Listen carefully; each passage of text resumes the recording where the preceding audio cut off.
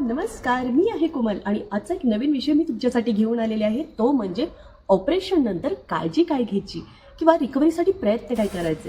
तुम्हालाही माहिती की आपण आयुष्यामध्ये काही लोकांना कधी ना कधीतरी ह्या गोष्टीला सामोरं जावं लागतं. ऑपरेशन म्हणा, सिझेरियन सेक्शन म्हणा, अदर कुठल्या गोष्टी म्हणा. ऑपरेशन जर झालं त्यानंतर मेडिसिन, डॉक्टरचं ऑपरेशन करतात, त्यानंतर मेडिसिन लिहून देतात. परंतु त्यानंतर आपण घरी काय काळजी घ्यायची किंवा आणि हा प्रश्न सर्रास सगळ्यांना पडतो. तर तुमच्या शंकेचं निवारण करण्यासाठी मी इथे हजर आहे. चला तर मग वेळ न वाया घालवता आपण आपल्या या विषयाला सुरुवात करूया. तत्पूर्वी तुम्ही जर माझ्या चॅनलला सबस्क्राईब केलं असेल तर सबस्क्राईब करून घ्या, कारण यासारखे नवनवीन व्हिडिओज मी तुमच्यासाठी घेऊन येणार आहे. फुल व्हिडिओ जाणून घेण्यासाठी वरती लिंक दिलेली आहे, तर लिंकला क्लिक करा, व्हिजिट करा. बऱ्याचशा प्रश्नांचे निवारण इथे केले जाईल. याबरोबर तुम्हाला जर कुठल्या विषयाबद्दल माहिती हवी असेल तर निश्चितच कमेंटमध्ये मला सांगायला विसरू नका. चला तर मग वेळ न वाया घालवता ऑपरेशन म्हणजे कधी ना कधीतरी आपल्याला हे फेस करावं लागतं. मग ते कुठल्याही प्रकारचं ऑपरेशन असो. राहिली गोष्ट दुसरी, त्यामध्ये बरेचसे पार्ट आहेत, कारण हाताचं, पायाचं, पोटाचं किंवा स्टमक रिगार्डिंग किंवा अदर कुठल्या स्किन रिगार्डिंग ऑपरेशन ही होत असतात. म्हणजे जेवढे बॉडी पार्ट आहेत तेवढ्यामध्ये जर काही इंजुरी झाली तर ऑपरेशन केलं जातं, बरोबर. त्याबरोबर अजून एक पॉईंट आहे, तो म्हणजे सिझेरियन. प्रत्येक लेडीजला ह्या गोष्टीला सामोरं जावं लागतं. बरेचशा म्हणजे सीझर केल्यावर झालेली डिलिव्हरी, तर या गोष्टीलाही बऱ्याच महिलांना सामोरं जावं लागतं. परंतु हे झाल्यानंतर करायचं काय किंवा कुठलंही प्रकारचं ऑपरेशन झालं तर नेमकं करायचं काय, एक बेसिक टिप्स मी तुमच्यासाठी घेऊन आलेली आहे. तुम्हालाही माहिती आहे की ऑपरेशन झाल्यानंतर ती बॉडी किंवा तो पार्ट रिकवर होण्यासाठी खूप वेळ लागतो. ते रिकवर होण्यासाठी किंवा ती वूंड हील होण्यासाठी लागणारा कालावधी हा गोल्डन पिरियड असतो. तो महत्त्वाचा मानला जातो. का? कारण त्यामध्ये जर प्रॉपर त्याची रिकव्हरी झाली तर आपल्याला फ्युचरमध्ये प्रॉब्लेम्स कमी येतात, त्रास कमी होतो.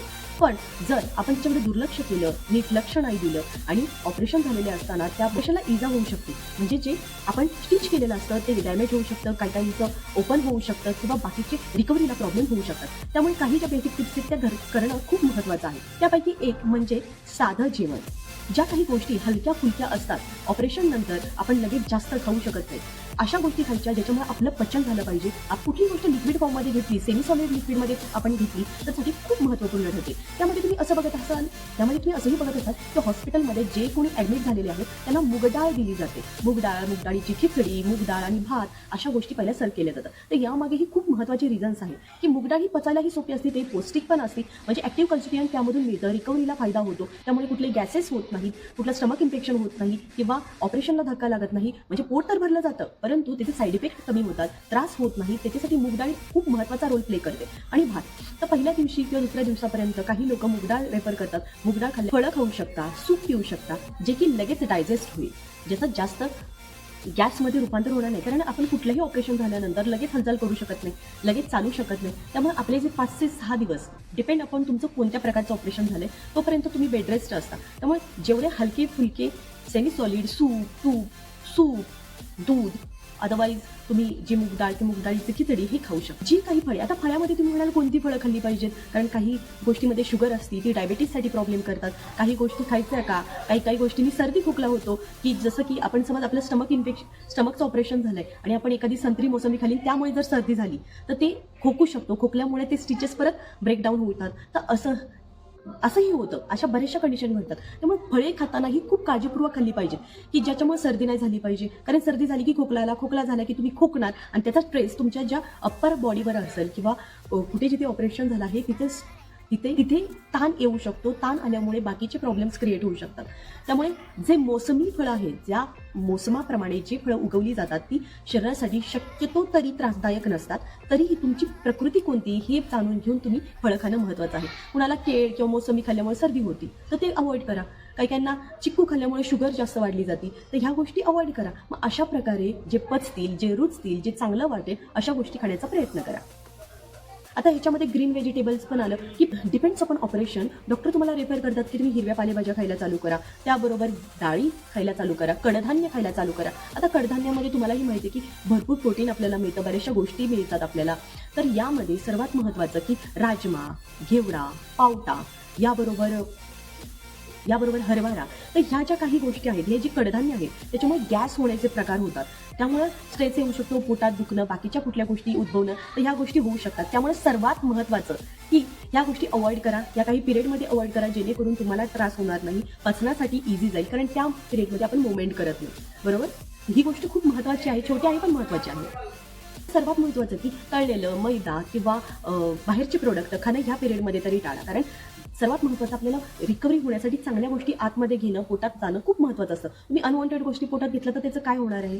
Waste product. सिंपल आहे. त्यामुळे वेस्ट प्रोडक्ट बनवायचं का ॲक्टिव्ह कन्स्टिट्यूएंट पोटात गेल्यामुळे ॲक्टिव्ह गोष्टी होतील, ब्लड सर्क्युलेशन होईल, तुमचं ऊंड लवकर हील केलं जाईल. तर ह्या गोष्टी महत्त्वाच्या आहेत. त्यामुळे बाहेरचं फास्ट फूड खाणं टाळा. जीभ मागते, पोट मागत नाही. जिभेला वाटतं छान छान चमचमीत खावं, पोटाला नाही लागत. तुम्ही कधीही बघा की कुठलंही तुम्ही नॉनव्हेज खाल्लं किंवा कुठलंही जे पचनासाठी जड आहे अशा गोष्टी खाल्ल्यानंतर दुसऱ्या दिवशी आपल्याला त्रास होतो, जळजळ, पित्त वगैरे वगैरे. मग त्यामुळे आपण हे समजून जायचं की आपल्याला पोटाला ह्या गोष्टी नको आहेत, आपल्याला जीभ मागते. तर ते कुणाचं जिभेचं ऐकायचं की पोटाचं ऐकायचं हे पण लक्षात घेणं तेवढंच महत्त्वाचं आहे. मध्ये काही लोक कोमट पाणी पितात. तर तुम्हाला जर कोमट पाणी कन्व्हिनियंट असेल, पचत असेल, रुचत असेल, त्यामुळे ओमेटिंग होत नसेल तर तुम्ही घेऊ शकता. आणि नॉर्मल पाणी घेतलं तर 2 लिटर, म्हणजे जसं तुमच्या शरीरावर, तुमच्या वयावर, एज फॅक्टर ह्या सगळ्या गोष्टी मिळून 2 ते 3 लिटर पाणी जेवढं जाईल तेवढं त्या. आता पाणी पिल्यामुळे होतं काय की डिहायड्रेशन होत नाही, तुमची आतली बॉडी ही रिकवर होती, सर्क्युलेशन व्यवस्थित राहतं. युरिन फ्लो झाल्यामुळं आज जे काही मटेरियल अडकलं असेल किंवा युरिन थ्रू आपले बॅड निगेटिव्ह पार्ट आपले बाहेर फेकले जातात. त्यामुळे ही पाणी पिणं ही टिप खातात. तर जेवणानंतर बडीशेप खा किंवा कुणी ओवा खाऊ शकता. त्यामुळे कसं की पोट साफ होतं, गॅस जरी बनत असेल तरी तो रिमूव्ह होण्याचे चान्सेस खूप असतात. त्यामुळं बडीशेप, त्याच्याबरोबर चिमूटभर ओवा जर चघळत असाल तर ती चांगली सवय आहे. याबरोबर बरीचशी लोकं ड्रायफ्रुट्स खाऊ शकतात. ड्रायफ्रुट्समध्ये बरेचसे प्रकार आहेत, काजू, बदाम, अक्रोड तुम्ही पाहू शकता आणि ते महत्त्वाचे पण आहेत शरीरासाठी, तर तेही तुम्ही घेऊ शकता. बरोबर दूध पिताना ही काळजी घ्या की जेणेकरून ते तुम्हाला डायजेस्ट झालं पाहिजे. कारण आपण बेड रेस्ट असणार आहे. बेड रेस्ट असताना आपली मूवमेंट होणार नाही. त्यामुळे काही लोकांना गॅसेस होण्याचे चान्सेस असतात.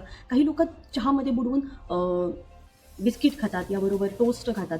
तर त्यामुळे तुम्हाला पित्त वाढू शकतं. पित्त वाढलं की ओमेटिंग, परत इमिसिस होणार, ड्राउझीनेस होणार. तर ह्या गोष्टी पहिल्यांदा एकमेकाला सांगत असते. त्यामुळे हे खातानाही काळजी घ्या. एकतर खाऊ नका आणि तुम्ही जर खात असाल तर तसं होत असेल तर या गोष्टी अवॉइड करा. जेणेकरून काय की स्वतःची काळजी घ्या.